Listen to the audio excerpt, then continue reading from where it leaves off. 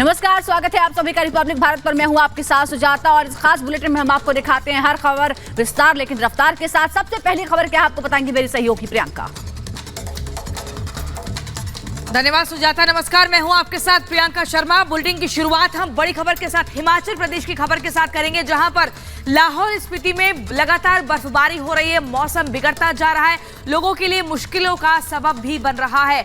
तमाम चुनौतियों का सामना लोगों को करना पड़ रहा है। पूरी खबर आप देखिए 30 सेकंड की रिपोर्ट में।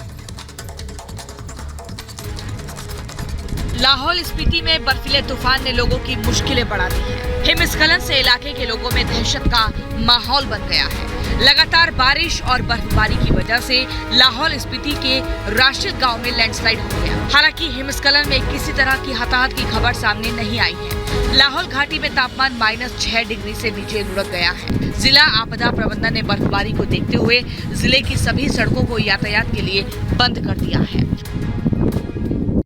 क्या आप स्टैंड अप इंडिया योजना के तहत 1 करोड़ का लोन लेकर अपना खुद का बिजनेस शुरू करना चाहते हैं? तो फ्रीडम ऐप को डाउनलोड करें और इसकी पूरी जानकारी अभी प्राप्त करें। तो हिमाचल समेत पूरे उत्तर भारत में इस वक्त ठंड और कोहरे का प्रकोप है और इस बीच मौसम विभाग ने अलर्ट जारी किया है कि अगले कुछ दिनों में दिल्ली का तापमान 0 से नीचे यानी माइनस भी हो सकता है।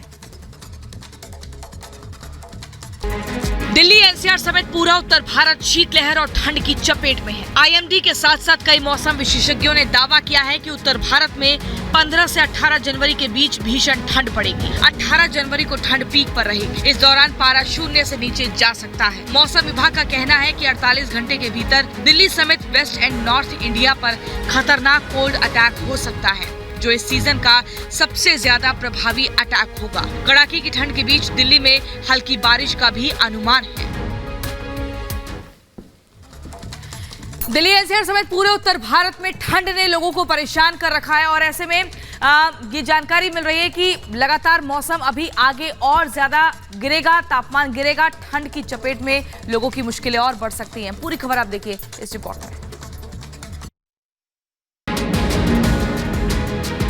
ये तस्वीरें दिल्ली के आईजीआई एयरपोर्ट की है।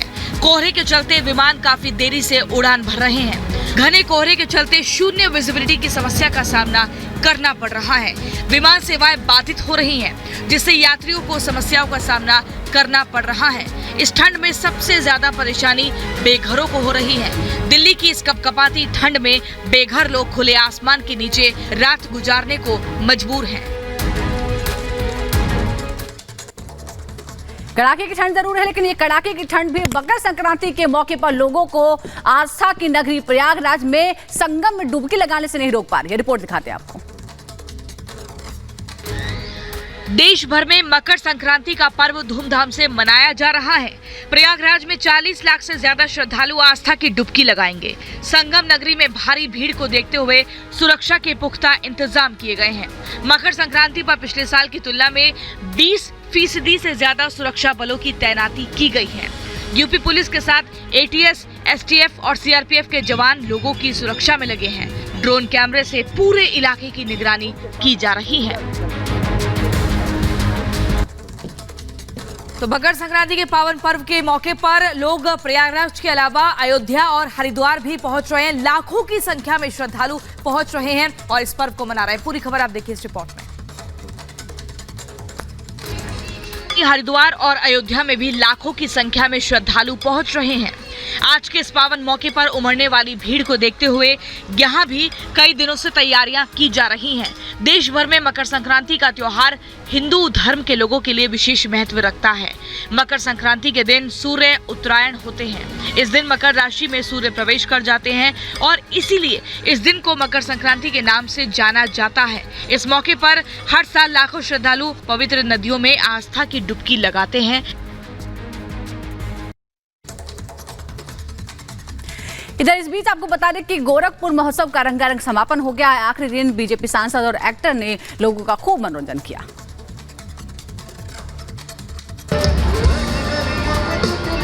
तीन दिनों से चल रहे गोरखपुर महोत्सव का रंगारंग कार्यक्रम के साथ समापन हुआ। समारोह के आखिरी दिन मशहूर गायक सोनू निगम ने सुरों का जलवा बिखेरा। गोरखपुर से सांसद और एक्टर रवि किशन ने भी लोगों का मनोरंजन किया। समापन कार्यक्रम में सीएम योगी आदित्यनाथ बतौर मुख्य अतिथि शामिल हुए थे। गोरखपुर महोत्सव के अंतिम दिन कलाकारों ने शानदार प्रस्तुति पेश की। इस दौरान लोगों की भारी भीड़ जुटी थी। Bureau report, Republic Bharat.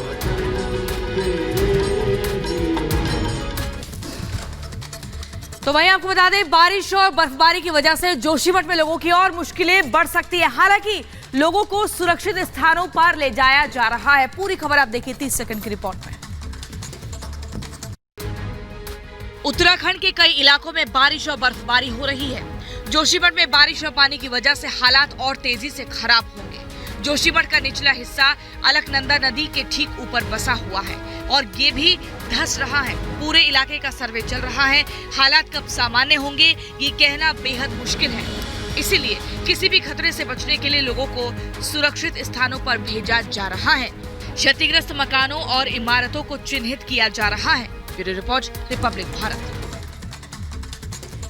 इधर एफसीआई घोटाला के मामले में सीबीआई की कार्रवाई लगातार जारी है। सीबीआई ने देश के कई शहरों में छापेमारी की है और लाखों रुपए का कैश भी बरामद किया है। रिपोर्ट आपको दिखाते हैं। भारतीय खाद्य निगम यानी एफसीआई घोटाले के मामले में सीबीआई का छापेमारी अभियान जारी है। शुक्रवार को मामले में सीबीआई की टीम ने देश भर में 19 ठिकानों पर छापे मारे। वहीं पूरे मामले में अब तक पंजाब, हरियाणा समेत कई राज्यों में कुल 99 ठिकानों पर सीबीआई रेड मार चुकी है, जिनमें आगरा, पंचकुला, अंबाला, नारनौल, गुरुग्राम, चेन्नई, कोलार शामिल है। बता दें कि बीते दिन छापेमारी अभियान के तहत सीबीआई ने पटियाला से एक और अधिकारी को गिरफ्तार किया, जिससे 23 लाख रुपए कैश बरामद किए गए। Bureau report, Republic Bharat. और इसी बीच अगली खबर आपको बता दें, मुंबई के बीएमसी कमिश्नर इकबाल चहल को ईडी ने समन जारी किया है। ईडी ने 100 करोड़ के घोटाले के मामले में इकबाल चहल को तलब किया है। पूरी खबर आप देखिए 30 सेकंड की रिपोर्ट में। मुंबई के बीएमसी कमिश्नर इकबाल चहल की मुश्किलें बढ़ती हुई दिखाई दे रही हैं। प्रवर्तन निदेशालय ने बीएमसी कमिश्नर इकबाल चहल को कोविड सेंटर घोटाले में समन भेजा है। इकबाल चहल पर कोरोना के वक्त कोविड सेंटर में गड़बड़ी का आरोप है। आरोप है कि कोविड सेंटर के कॉन्ट्रैक्ट बेनामी कंपनियों को देकर 100 करोड़ के घोटाले को अंजाम दिया गया था। बीएमसी कमिश्नर को ईडी ने कागजात के साथ सोमवार को पूछताछ के लिए बुलाया है। Bureau report, Republic Bharat. इधर लालू यादव की मुश्किलें कम होने का नाम नहीं ले रही है। आईआरसीटीसी घोटाले के मामले में केंद्र सरकार ने सीबीआई को केस चलाने की अनुमति दे दी है। बिहार के पूर्व मुख्यमंत्री लालू प्रसाद यादव की मुश्किलें और बढ़ सकती हैं। जमीन के बदले नौकरी घोटाले के मामले में पूर्व रेल मंत्री लालू प्रसाद के खिलाफ मुकदमा चलाने के लिए सीबीआई को केंद्र की मंजूरी मिल गई। सीबीआई ने पिछले साल 7 अक्टूबर को लालू प्रसाद, उनकी पत्नी राबड़ी देवी और 14 अन्य के खिलाफ रेलवे में कथित नियुक्ति के बदले में लालू के परिवार के सदस्यों को जमीन उपहार में देने या बेचने को लेकर आरोप पत्र दाखिल किया था। बता दें कि इन दिनों सिंगापुर में अपना इलाज करा रहे हैं। Bureau report, Republic Bharat. UP के बदायूं में एक मुस्लिम युवती ने अपने प्रेमी संग हिंदू रीति रिवाज के अनुसार शादी रचाई। अब उसे जान से मारने की धमकियां लगातार मिल रही है और ऐसे में ये युवती सुरक्षा की गुहार लगा रही है। पूरी खबर आप देखिए 30 सेकंड की रिपोर्ट में। अग्नि देवी देवताओं को हिंदू रीति रिवाजों से शादी करते नए जोड़े की ये तस्वीरें बरेली की हैं, जहां मुस्लिम युवती ने धर्म बदलकर अपने प्रेमी से विवाह कर लिया। आश्रम के पंडित ने वैदिक रीति रिवाज से दोनों का विवाह कराया। बदायूं की रहने वाली इस युवती ने शादी रचाने से पहले हिंदू धर्म अपनाया, फिर उसने हिंदू धर्म के अनुसार अपने प्रेमी के साथ 7 फेरे लिए। समाज में फैले नफरत के बीच समय समय पर ऐसी खूबसूरत तस्वीरें सामने आती रहती हैं, लेकिन धर्म के कट्टरपंथी ठेकेदारों को अक्सर ये नागवार गुजरती हैं। इधर पूर्व केंद्रीय मंत्री और पूर्व जेडीयू अध्यक्ष शरद यादव का आज अंतिम संस्कार किया जाएगा।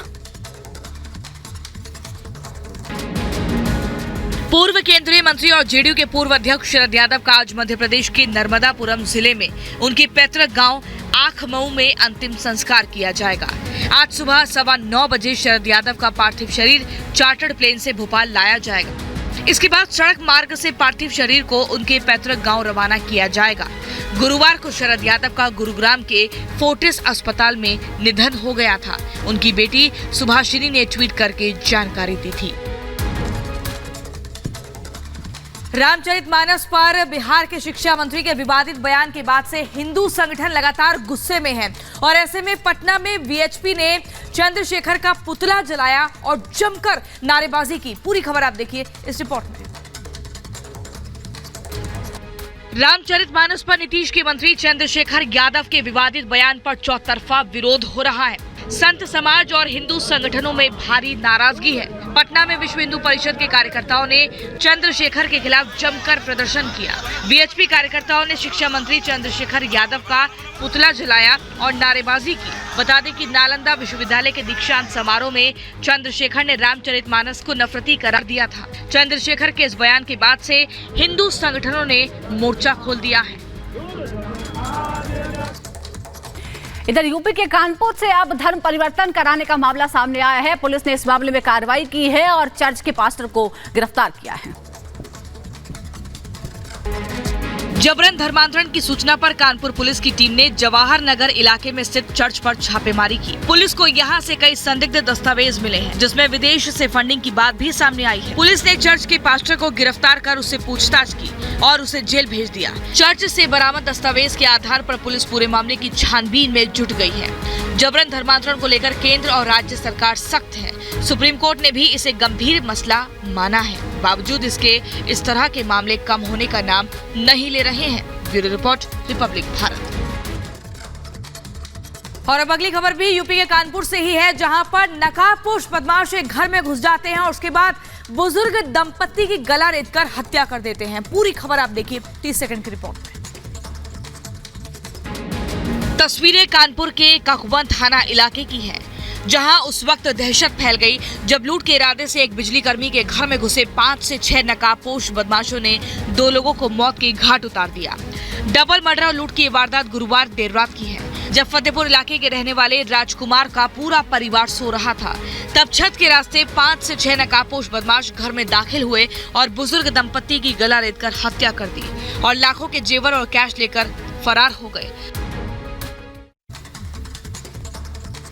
खबर दिल्ली के मधु विहार से, जहां पर एक युवक की हत्या के बाद अब लोगों में नाराजगी है। परिवार का आरोप है कि उसके ही दोस्तों ने हत्या की और अब परिवार इंसाफ की गुहार लगा रहा है।